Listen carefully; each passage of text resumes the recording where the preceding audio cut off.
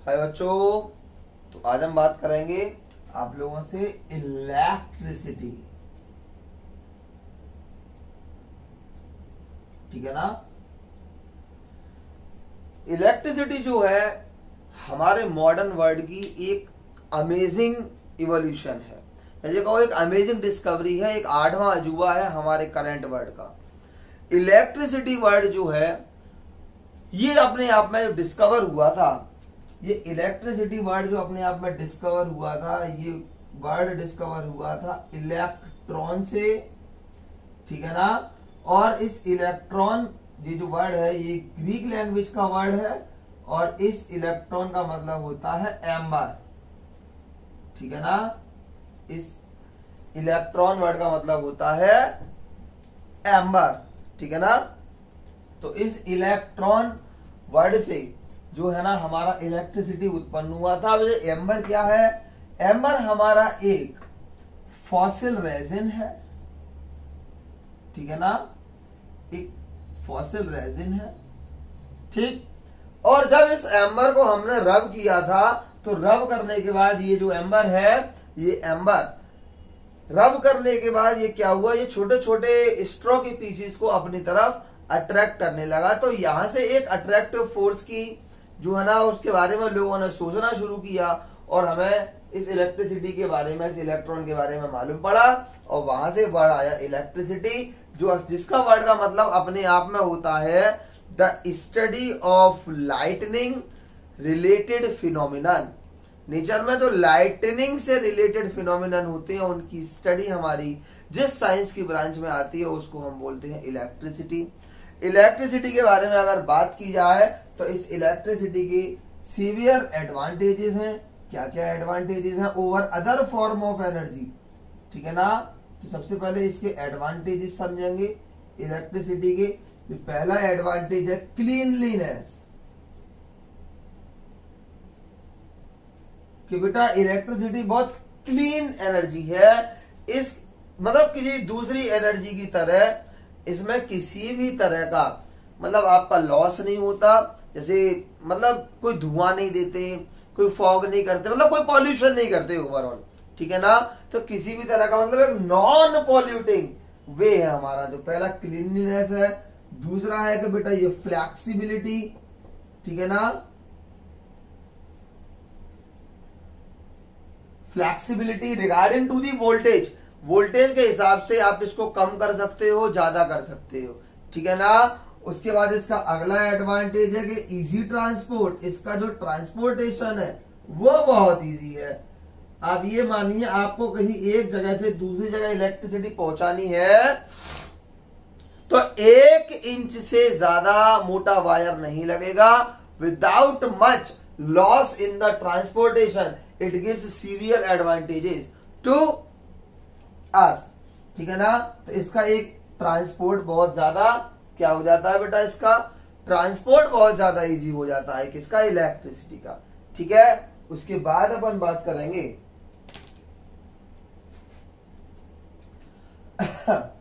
कि इलेक्ट्रिसिटी के लिए सबसे पहली चीज जो जरूरी है हमारे लिए वो है चार्ज। तो सबसे पहले हम बात करेंगे अब चार्ज की। ठीक। तो चार्ज के बारे में अपन ये सीखेंगे कि चार्ज वो प्रॉपर्टी है किसी भी सब्सटेंस की जिसकी वजह से due to which it has electric as well as magnetic properties. तो चार्ज क्या है? प्रॉपर्टी किसी भी सब्सटेंस की, प्रॉपर्टी ऑफ सब्सटेंस, सब्सटेंस की कोई भी प्रॉपर्टी ड्यू टू विच, जिसकी वजह से it has electric and magnetic effect, जिसकी वजह से उसके इलेक्ट्रिक और मैग्नेटिक इफेक्ट हुआ करते हैं, वो प्रॉपर्टी होती है बेटा हमारी चार्ज। ठीक। उसके बाद दूसरी अगर हम बात करें, ठीक है ना, तो कोई भी substance, any substance, substance in sense हम बात करते हैं एटम और ग्रुप ऑफ एटम। एटम और ग्रुप ऑफ एटम, कोई भी एटम या एटम का ग्रुप जो क्या करता है बेटा, विच इधर या तो उसने क्या किया, गेन और लॉस, जो इलेक्ट्रॉन्स को गेन और लॉस करते हैं, समझ में आ गई, इलेक्ट्रॉन्स को या तो गेन करें और या क्या करें, लॉस करें, वो कोई भी एटम या ग्रुप ऑफ एटम आपका क्या बन जाता है, क्या कहलाता है, इज कॉल्ड चार्ज। क्या बोलते हैं उसको, चार्ज बोलते हैं। बात समझ में आ गई होगी, ठीक है ना। अब भाई सीधी सीधी सी बात है कि अगर कोई भी बात ये समझिए कि चार्ज हमारे दो तरह के, एक पॉजिटिव चार्ज और दूसरा है नेगेटिव चार्ज, ठीक है। पॉजिटिव चार्ज को बोलते हैं भाई कैटायन और नेगेटिव चार्ज को हम बोलते हैं एनायन। चार्ज पॉजिटिव हो तो कैटायन, चार्ज नेगेटिव हो तो एनायन, ठीक है ना। इस तरह से हमने बेटा चार्ज को क्या किया, डिफाइन किया, ठीक है ना। अब सीधे सीधे अपन लोग ये भी जानते हैं कि अगर कोई इलेक्ट्रॉन देता है जो कैटायन बनता है, कैटायन ये क्या करता है, ये कैसे बनता है, जब कोई एटम या ग्रुप ऑफ एटम क्या करते हैं, इलेक्ट्रॉन्स को लॉस करते हैं। जब कोई भी एटम और ग्रुप ऑफ एटम इलेक्ट्रॉन्स को लॉस करते हैं तो कैटायन बनता है, इलेक्ट्रॉन्स को लेते हैं, गेन करते हैं तो एनायन बनता है, ठीक है ना। देंगे तो कैटायन, लेंगे तो एनायन, देंगे तो पॉजिटिव चार्ज, लेंगे तो नेगेटिव चार्ज, ठीक है ना।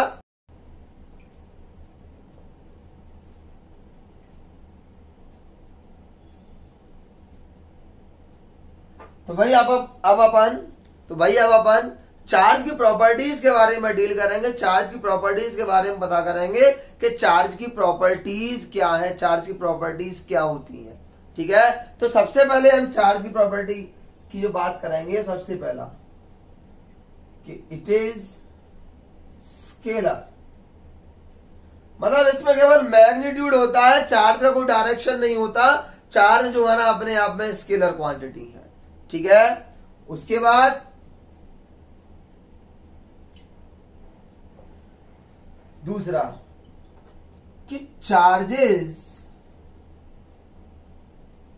Are additive. क्या चार्जेस क्या है, चार्जेस एडिटिव हैं, आप चार्जेस को ऐड कर सकते हो, ठीक है ना। आप चार्जेस को क्या कर सकते हो, ऐड कर सकते हो। सपोज दैट किसी एक आइसोलेटेड सिस्टम में, मतलब आइसोलेटेड से मतलब है मेरा कि कहीं एक अलग सिस्टम है, किसी आइसोलेटेड सिस्टम में, और आपके पास चार्ज है Q1, Q2 और Q3। बेटा एक बात मैं आपको बताना भूल गया कि जो चार्ज होता है, चार्ज का जो सिंबल होता है वो होता है Q, और किसी स्मॉल चार्ज को हम दिखाते हैं स्मॉल q से, ठीक है। चार्ज की जो SI यूनिट होती है, जो चार्ज की SI यूनिट होती है, ये होती है कूलाम, ठीक है ना। और इसको हम रिप्रेजेंट करते हैं C से, ठीक है ना। किससे रिप्रेजेंट करते हैं कूलाम को, C से। अब तो चार्ज है Q1, Q2 और Q3, और यहां पर अगर हम पूछे आपसे कि नेट चार्ज क्या है, तो आप क्या लिख दोगे, नेट चार्ज है Q1 plus Q2 plus Q3। तो चार्जेस क्या होते हैं बेटा, एडिटिव होते हैं, यहाँ पे ना ऐड कर सकते हो। उसके बाद नेक्स्ट प्रॉपर्टी जो हम चार्ज की पूछते हैं, चार्ज के बारे में पता करते हैं, वो ये है कि चार्जेस आर कंजर्वेटिव। कि चार्जेस क्या है, चार्जेस कंजर्वेटिव है। कंजर्वेटिव का मतलब कि you can nether create nor destroys the charge. आप चार्जेस को ना तो क्रिएट कर सकते, ना चार्जेस को आप कहीं खत्म कर सकते, डिस्ट्रॉय कर सकते। तो ये भी चार्ज की क्या होती है बेटा, एक प्रॉपर्टी होती है कि आप ना तो इन्हें क्रिएट कर पाएंगे, ना ही इन्हें डिस्ट्रॉय कर पाएंगे, ठीक है ना। आप इन्हें केवल ट्रांसफर कर सकती हैं। आप चार्जेस को सिर्फ और सिर्फ ट्रांसफर कर सकते हैं, आप इन्हें क्रिएट नहीं कर सकते, आप इन्हें डिस्ट्रॉय नहीं कर सकते। ठीक है। उसके बाद चार्जेस की जो अगली प्रॉपर्टी है वो है कि चार्जेस कैन बी क्वांटाइज्ड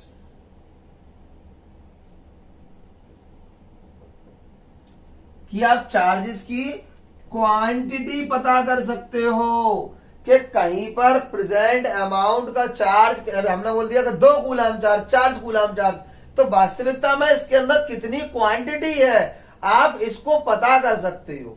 ठीक है ना। तो चार्ज को आप क्वांटाइज कर सकते हो और उसका फॉर्मूला होता है Q इक्वल टू NE। ठीक है ना। ये फॉर्मूला डिब्बे में बंद कर लेती है, कहीं भाग नहीं जाए, बड़ा इंपोर्टेंट फॉर्मूले, बड़ी मेहनत से आई है। ठीक है ना। तो चार्जेस को हम क्या कर सकते हैं, क्वांटाइज कर सकते हैं। और कैसे क्वांटाइज करेंगे अपन चार्जेस को, Q इक्वल टू NE। यहां जो N है, ठीक है ना, वो है नंबर ऑफ इलेक्ट्रॉन्स। ठीक है ना, number of electrons.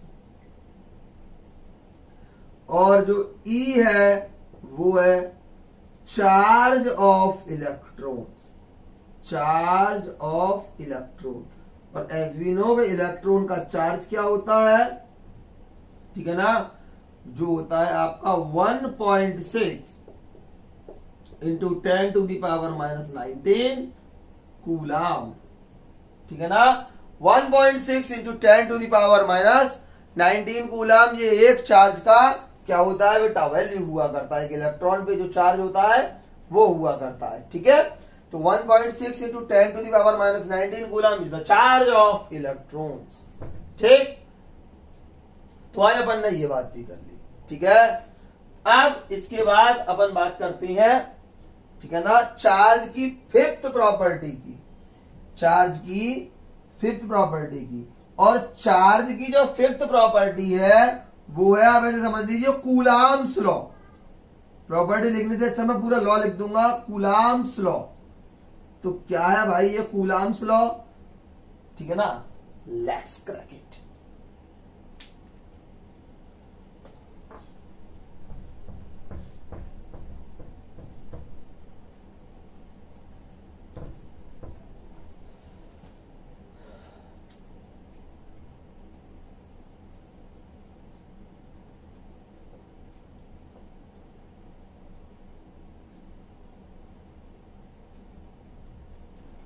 Coulombs law की बात करते हैं आज अपन। ठीक है। तो सबसे पहले अपन बात करेंगे what the coulombs law is. ठीक है। तो उसको समझने से पहले आप ये समझिए कि भाई हमारे पास दो बॉडी हैं, ये है Q1 और ये है Q2। और इन दोनों जो चार्ज बॉडी हैं इनके सेंटर, ये ध्यान रखना, इनके सेंटर, ठीक है ना, ये सेंटर पे जो डिस्टेंस है इस बॉडी के सेंटर से लेकर के और इस बॉडी के सेंटर के बीच की जो डिस्टेंस है वो है r, स्मॉल r। ठीक। अब भाई जो ये चार्ज है, लेट ये दोनों चार्ज पॉजिटिव है, ये भी पॉजिटिव है, ये भी पॉजिटिव है। ठीक है। तो अब ये वाला चार्ज इस वाले चार्ज को रिपल्सन का फोर्स लगाएगा, क्योंकि चार्ज की एक ये भी प्रॉपर्टी होती है कि लाइक चार्ज एक दूसरे को रिपेल करते हैं एंड अनलाइक चार्जेस एक दूसरे को अट्रैक्ट करते हैं। अब यहां पर क्योंकि मैंने दोनों लाइक चार्ज ले लिए, तो ये वाला चार्ज जो Q1 है ये इसको इधर फोर्स करेगा, पीछे की तरफ फोर्स करेगा। ठीक है ना। तो Q1 ने फोर्स लगाया Q2 पर F1। F1 फोर्स किसका है, Q1 का फोर्स है। और किस पे लग रहा है, Q2 पे, F12। ठीक है।